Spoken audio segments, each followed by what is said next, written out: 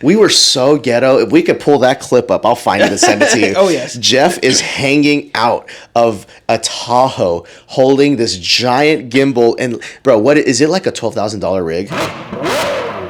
All right, what's up, everybody? This is Luke Asper. Welcome back to my channel. And I'm not a podcaster, but I am here with someone that is. This is Hector, a good friend of mine as well. And he does podcasts also. So, yeah, he's a podcaster. So, we're just going to ask some questions. Dude, are you living? I'm living. Okay, catch me up. In this whole car world, dude, you have leveled up immensely in life. Meaning the people you're around, all the cars you're shooting. Can we just start off with how did you pull off the Toyota deal? If you can say it, how did you pull that off? It's all about relationships. So actually, it was the SPEC shoot that we did with Jeff Reagan and the McLaren, Calvin's McLaren.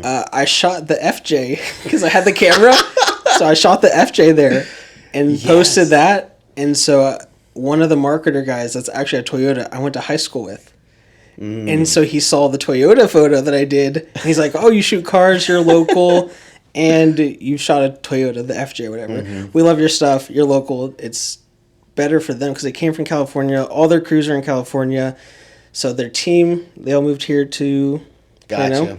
So for them to make a shoot happen, they have to send not only their whole team, fly them to California. They have to hire the talent. It would have costed so much. Yes, they had to fly the talent to California and then trailer the cars from here to California. Gotcha. So they can only thing they have to do now is just fly the talent in, or the model, whatever it is, fly them here. It's much cheaper for them. So, dude, I remember that day.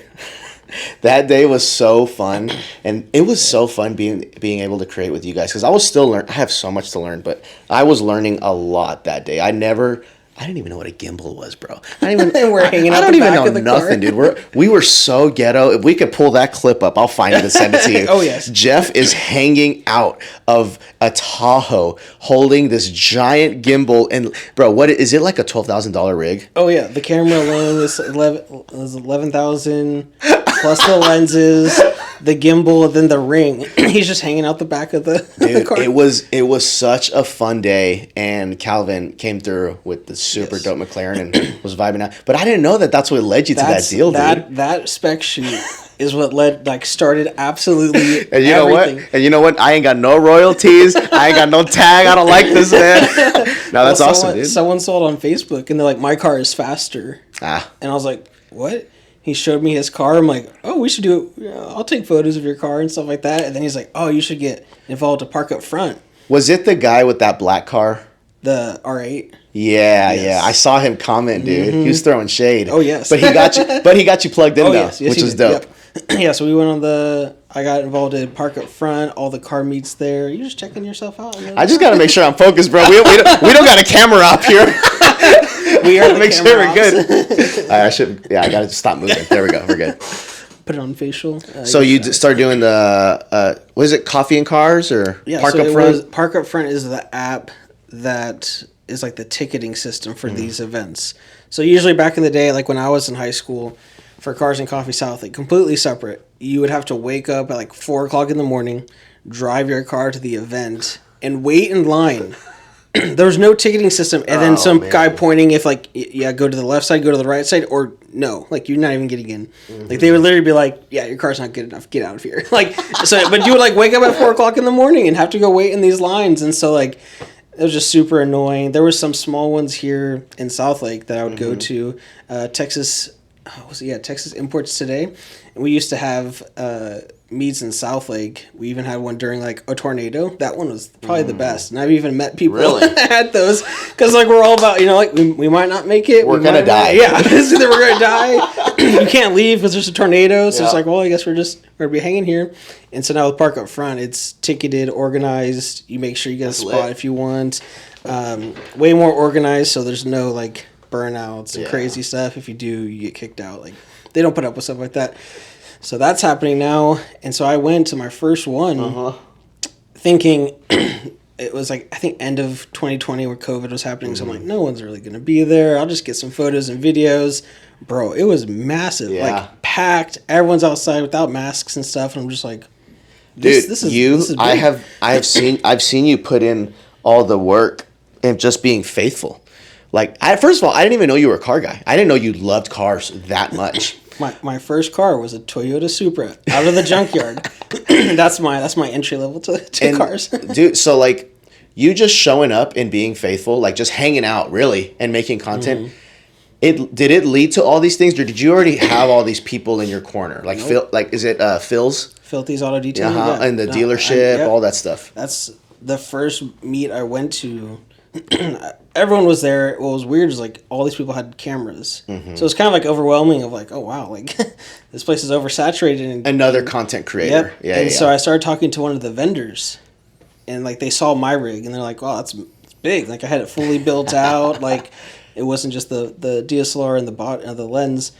And so I started talking to the vendors. I'm like, do any of these photographers do stuff for y'all? And they're like, no, they do nothing. I'm like, does Park Up Front do anything for y'all? They're like, no, nothing. And I was like, So that's where it started, because all the vendors knew all the car owners. And they're like, well, you need to know this guy. You need to know this guy. You need to know this guy. And then the connections just went off that way. And most of these car owners, the luxury ones, the Lamborghinis, stuff like that, are all business owners. Dude. And so, you can kind of tell like which ones are successful and which ones are just faking it. They're fronting. Yep. That's my next question. So, being in that community, there's money. There's a lot of money, big time cars.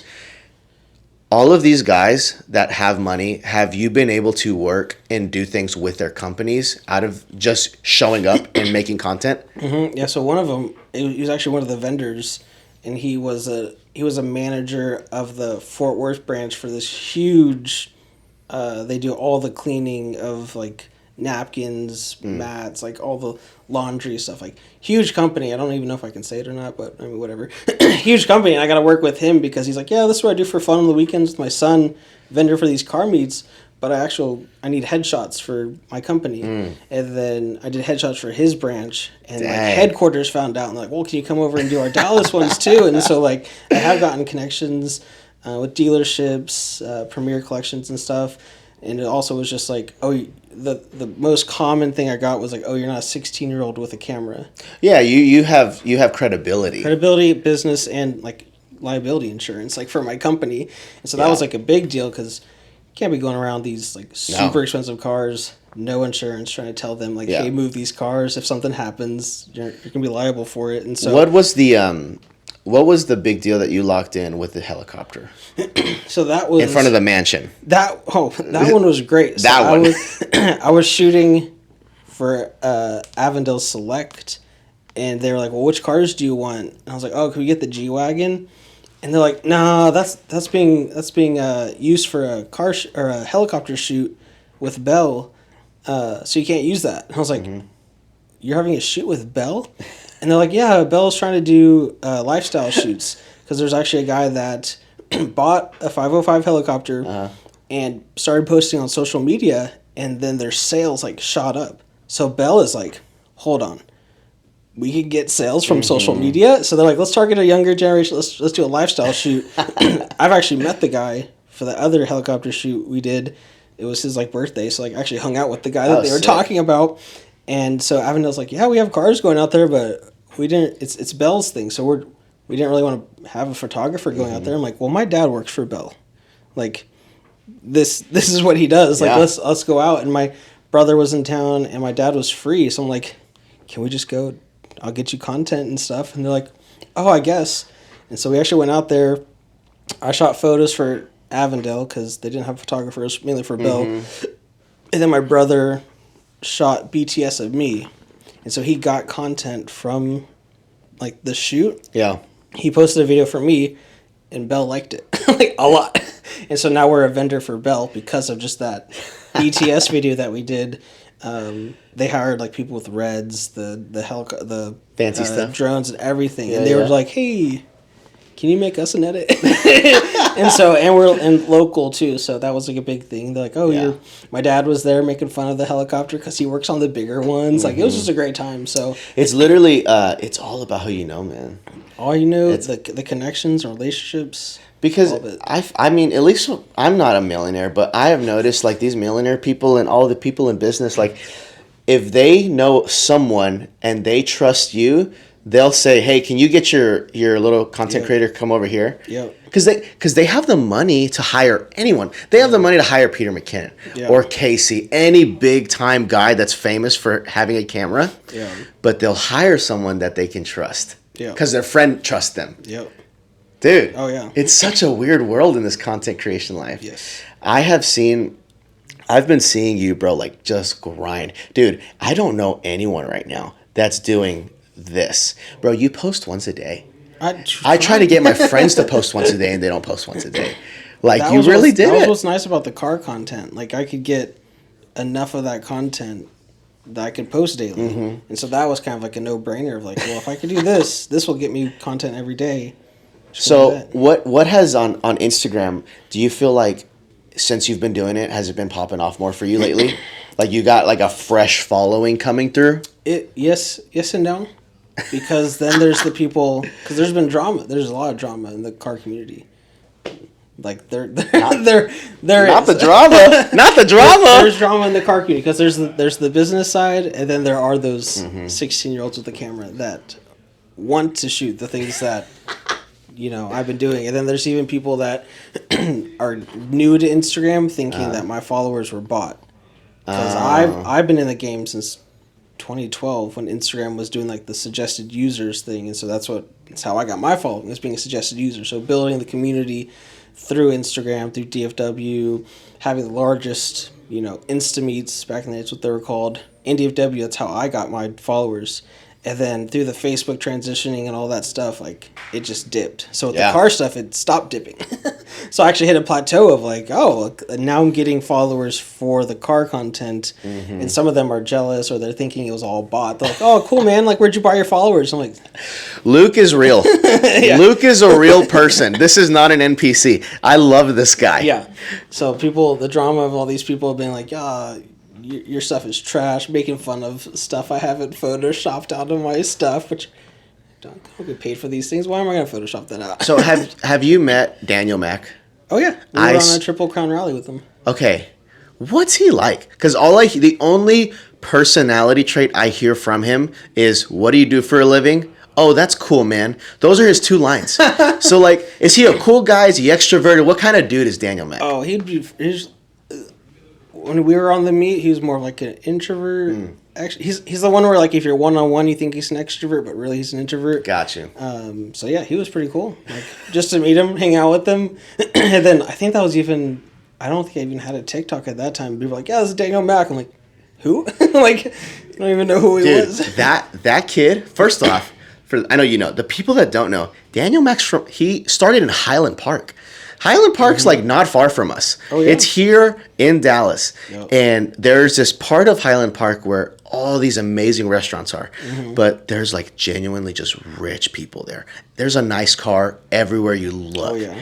And he just walk up to people and he'll say, "What do you do for a living?" Dude, now he's getting invited to places like in LA for like one deal he got. Fast and the Furious, they were promoting their new movie. Yeah. Guess who gets to go? Daniel Mack gets to go, and he's hanging out with all the actors. Yeah. And he's just asking, "What do you do for a living?" All these cars. Just from posting, bro. Yes, I think when I hung out with him, he still had his job, so he was literally about to leave. He had a full-time job. Hold on, where did he work? I don't even remember. But it was just like something that's like nothing to do with cars, nothing to do with social Regular media. day job. Yep. And so he's just like, it's now outweighing it. Like, this Dang. is, yeah. So it's just the power of social media that literally can just change your life. Dude, I've been grinding on social for the last 7 years, but the problem I had is I didn't just stick to one thing and got really good at it, right? Yeah. And it's so annoying. Like, Gary Vee's right. Logan Paul's right. He's like, stick to one thing and kill it. Just kill it. Just try it. Yep. I never did that. That's why nothing popped off. But this year, dude, this year, I just started doing reactions. Just really stupid commentating on TikTok. Bro, it took me 2 weeks, and I said to myself, I'm just going to do it. I'm going to do exactly what Gary Vee's saying. I'm going to do exactly what the Nug Boys say. Yep. I'm going to post every day, 6 times a day. Yep.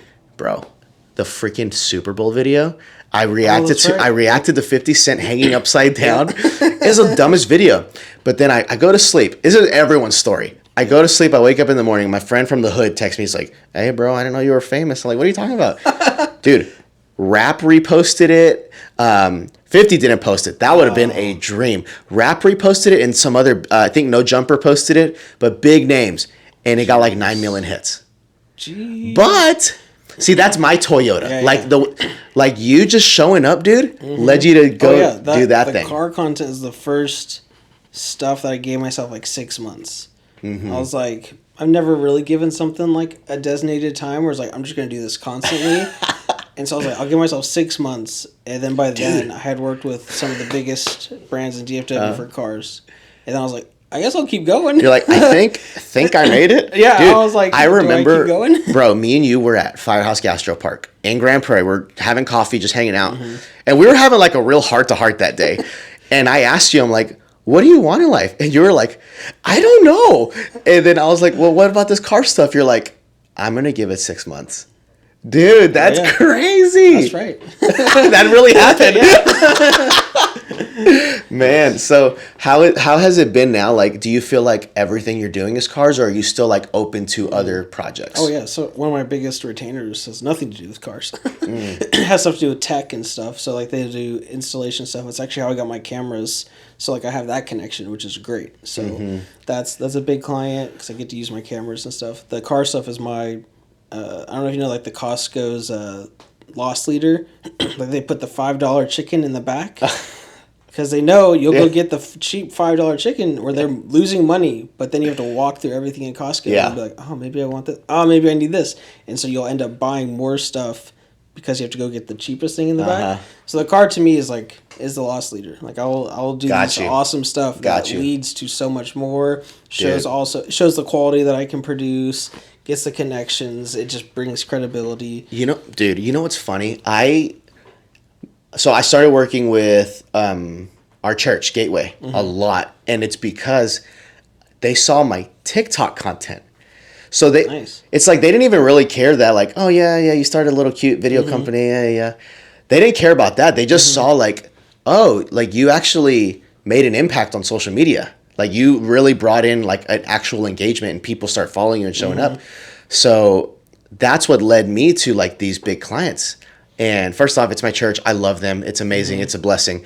But I think just the practicality of it is like people are watching you, bro. Oh, yeah. People are watching what you're doing, even if it's not this beautiful 4K cinematic video. They see like, oh, shoot, Luke is like in these big rooms. Dude, I'm telling you, when I saw you and I'm so annoyed I couldn't go. I know you invited me to the Toyota one. Oh, yeah. You invited me. I was literally in the shower when I responded. I was butt naked, dude. Cheeks were hanging out, dog. I was in the shower and it's because I did like a 2-week bender of work and my wife had a gun to my head. She's like, if you don't hang out with me, I'm going to shoot you. Oh my gosh. Oh, wow. So that's why I couldn't go. He's joking. There's no guns. No guns at all. Father, forgive me. Can you walk me through how did it feel when Toyota reached out, and can you walk me through that day on that shoot? Because it looked sick. Which one? I've done 3 things with Toyota. The one I'm talking about is the car one with the paint. Oh, that one. Yeah, that was sick. So that one was crazy because it was we wanted to paint this car, so I had to pay for a wrap, which I have a great wrap guy. His name is Braxton, Heritage Auto Styling. Plug. The best. Now does PPF too. So he's going to wrap my car, and I was like, yeah, I know a guy that can wrap a car. And so it was going to be 3 photos and then a reel. And so that was them saying, hey, can you do this? Yes, I can. Like, do you have a white... So Toyota has a white studio, but they needed one, obviously, that you can paint it. And so the actual studio we did, the guy that owns it is an artist. So I was like, hey, man, they want to paint a car. Is it okay? I mean, there might be some And this is a legitimate car. Like, can drive. It's their promotional car. That's so crazy. Technically, legally, it had to be trailered. Okay. If it was pulled over, like it probably will get crushed. It's a promotional car, and it was actually on another commercial. It's through the mall, the one that the Toyota jumps through a mall, like jumps over a car. It got like the bumper came off when it landed, but then put it right back on, so it was great. So it's a promotional one for commercials, and so we wrapped it so the paint wouldn't get on it. And so I'm like telling the guy like the day before, because I didn't want him to like cancel on us. I was like, yeah, there might be some paint. Maybe a little bit of some paint. And he's like, oh, that's fine. I'm an artist. I'm like, cool. We did the thing, and there's paint everywhere. Like, dude, thick. I saw it. Thick. And he, like, I, like, freaked out. And I was like, I didn't even tell him who the client was yet. So I'm like, he's like, can I see some of the photos of it? I'm like, no, not legally. You can't see it. He's like, wait, what? I'm like, yeah, man. You'll see it on. I think So he doesn't know who the client is. He doesn't know it's Toyota. He didn't know who it was until they posted it, and I sent it to him. He's like, "Oh!" And I was like, "So is this worth it?" And he's like, "Absolutely!" Like we had to stay. I think we stayed for like 3 hours after repainting the floor because he's like, "I have a guy that paints it, but you're gonna have to." I mean, it was thick. So now, where was this in Texas? Yeah, it was here in Grapevine, Blanco. The white one, yeah. So we destroyed it.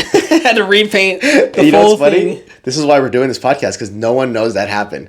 Oh yeah, no one knows. They just saw the pretty pictures. Yep, they saw it happen. We had a flat. So we pretty much painted the white floor ugly brown because of all the paint colors, and then we had to go. So we had to paint the full floor, space it all out, then repaint it white for it to dry, for him to pay someone else to come back and repaint it. It's like there's a painting fee for a car, but the paint that we got on there was a little too much. So dude, that shoot, when I saw it, I was like, this is so cool. One, because I get to see my friend, like, I'm like, he made it. Like, this is, every content creator just wants to be associated with the blue check mark. They just want to know, like, that's like our dream, right? Like, as a content creator, like, did I get my way into this room? Second, it's cars. You're doing stuff you love, bro. Yeah, so I freaking love it. The goal will be the Toyota Supra. That'll be full circle. Toyota, please hire Luke Asper one more time. One day I'll be full circle with the Supra. Dude, I love you, man. Love you too. Hey, you did a little podcast, bro. I did. Well, now you got to send it. Now you got to end it, bro. Oh, I got to end it? What do I end it with? What are we ending it with? I don't know how to end it. I don't know how to end it either. Thanks for watching. This is Hector. Luke Asper, out. Killed it. Out. See you in the next one. I can't reach.